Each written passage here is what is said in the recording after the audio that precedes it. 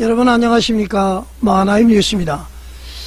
지난번에 그 정유미 검사장 사실상 강등이 됐었죠.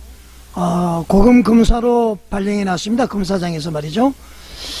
그래서 이제 인사명령 취소 집행정지 신청을 말이죠. 가처분 신청을 했는데 오늘 지금 법원에서 기각이 됐습니다. 자, 여러분 이 기각이 돼서 어떻게 생각을 합니까? 두 가지 측면으로 볼 수가 있습니다. 법원에서 말이죠. 일단 그 정유미 검사장 상당히 억울하죠. 검찰청을 그 폐지를 하고 말이죠. 그 다음에는 그 대장동에 대한 그 항소 포기한 것에 대해서 이 프로세스에 글을 올려서 강력하게 문제를 제기했습니다.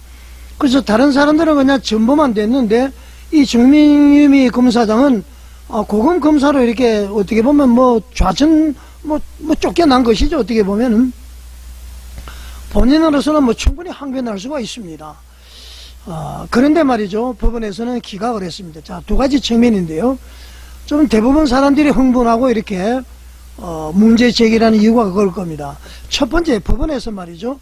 정직하게 법과 원칙과 법관의 양심에 의해서 결정을 했다면은 그것은 말이죠. 다른 사건도 똑같이 해야 됩니다. 불편부당하게 해야 되겠죠. 예를 들어서 말이죠. 이재명 대통령에 대한 심판도 법과 원칙과 양심에 따라서 해야 되는 것이죠. 그래서 대통령의 재임 중이라고 해서 말이죠. 그 전에 진행됐던 것을 멈춘 것, 그것을 보면은 법과 원칙과 양심에 의한 것으로 볼 수 있습니까? 형평성의 원칙에 어긋난다. 저는 그렇게 일단은 생각을 해볼 수가 있을 것 같습니다. 자, 두 번째로 말이죠. 완전히 좀 이재명 정부에서 대법원을 완전히 이렇게 예를 들면은 자기 손아귀에 넣으려고 그러는지 말이죠. 대법관은 늘린다, 내란 전담 재판부, 법 왜곡죄 이렇게 하다 보니까 알아서 긴다 그럴까요? 바람 불기 전에 엎드린다 그러죠. 그래서 말이죠. 아예 현 정권에 대해서 밑보일 짓, 현 정권에서 불편해하는 것, 더 불편하지 않도록 알아서 그렇게 한 것이 아닌가, 두 가지 측면으로 볼 수가 있는데요. 저는 말이죠. 전자가 되기를 바랍니다. 그런데 대부분 사람들은 아마 후자를 이야기할 겁니다. 만약에 후자라면은 우리 대한민국의 민주주의가 사라지는 것 아닙니까? 일단 후자가 아니라는 측면으로 보는 조선일보 뉴스 사실관계를 한번 보도록 하겠습니다. 자, 조선일보 이제 오늘 거의 5시쯤에 나온 건데요. 사실상 강등 정유미 검사장 인사명령 취소 집행정지 신청을 법원에서 기각했다. 자, 지난 인사에서 고검 검사로 사실상 강등된 정유미 검사장이 법무부의 인사명령 효력을 정지해달라며 집행정지를 신청했으나 법원이 이를 받아들이지 않았다. 자, 이번에 이제 정유미 검사장이죠. 상당히 좀 당찬 여성 검사장이죠. 서울행정법원 행정오부 재판장 이종원 판사입니다. 행정오부는 정 검사장이 법무장관을 상대로 낸 집행정지 신청을 2일 기각했다. 구체적으로는 재판부는 정 검사장 측에서 주장한 명예, 사회적 평가 실추, 검사 직무 수행의 공정성 침해, 법무연수원 연구위원으로서의 연구활동 중단, 거주지 및 근무지 이동에 따른 불편 등을 손해를 보기 어렵다고 판단했다. 저는 법관이 아닙니다만은 정유미 검사장이 제기한 이 여러가지, 저는 이것이 다 합리적인 이유가 되지 않을까 그런 생각을 하는데요. 자, 재판부에서 이제 구체적으로 설명을 하고 있습니다. 명예실추에 대해서는 본안인 인사명령 처분 취소 소송에서 승소할 경우 상당 부분 회복될 수 있다. 이렇게 얘기했습니다. 그러니까 명예실추는 본안에서 이길 경우에는 회복될 수 있다. 이렇게 이제 주장을 했고요. 본안이 아니라, 그럼 그때 명예실추가 되면은 그 회복을 어떻게 하겠습니까? 아예 지금부터 가능성을 보고 판단해 줘야 되는 건 아닙니까? 자, 좀 이상하죠? 그 다음에 두 번째로, 검사 직무 수행의 공정성 침해에 대해서는 현실적으로 구체적으로 침해될 우려가 있다고 단정할 수 없다고 봤습니다. 또 연구활동 중단에 대해서는 회복하기 어려운 손해가 발생한다고 단정하기 어렵다. 이렇게 했고요.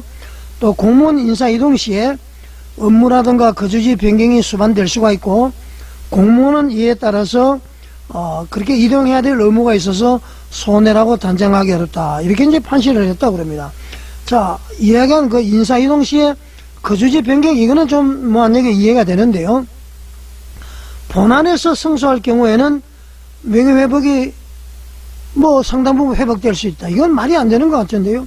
일단 훼손된 건 말이죠. 무엇으로 보상을 하겠습니까? 돈을 하겠습니까? 무엇을 하겠습니까? 그리고 말이죠. 연구가 중단된다. 아니, 연구원에서 연구를 하다가 고검검사로 이렇게 가버리면 연구를 못 하겠죠. 그 당연히 손해가 발생하는 거 아닙니까? 그리고 말이죠. 이 공정성 침해에 대해서 검사 직무 수행에 있어서 공정성 침해, 이건 이제 강등되고 이런 거 충분히 저는 항변의 이유가 있다 이렇게 판단되는데요. 그래서 법원에서 말이죠. 실질적으로는 이거 알아서 누워버린 것인지 법과 원칙에 따른 것인지 참으로 궁금합니다. 자, 그러면서 말이죠. 법조계에서는 이렇게 해석을 하고 있습니다. 집행정지 신청이 기각이 되었다고 해서 정유미 검사장에 대한 인사처분이 위법하다 이렇게 단정하기는 어렵다는 것이죠. 그래서 재판부는 말이죠. 행정처분에 대한 집행정지 신청 사건에서는 행정처분 자체의 적법 여부를 판단하지 않는다.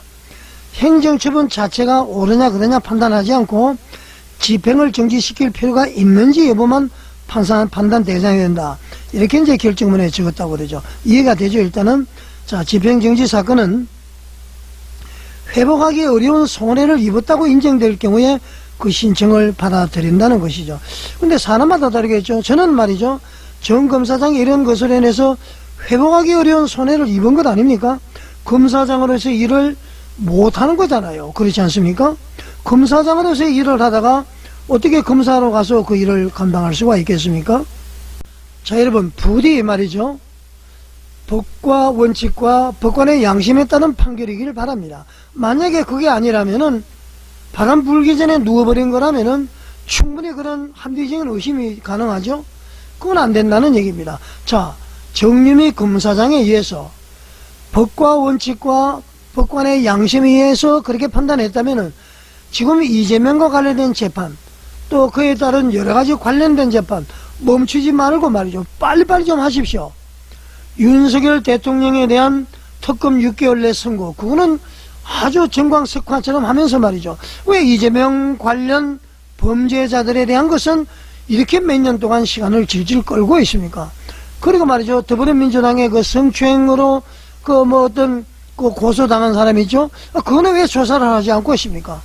법과 원칙에 의해서 불편부당하게 말이죠. 형평성의 원칙에 어긋나면은 그것은 말이죠. 법관의 기본적인 그런 것이 다 무너져 버리게 되는 것입니다. 자, 여러분, 우리 자유민주주의를 위해서 말이죠. 이번 토요일 광화문 국민운동에 전부 참여하시는 저와 여러분이 되시기를 바라겠습니다. 시청해 주셔서 감사드립니다.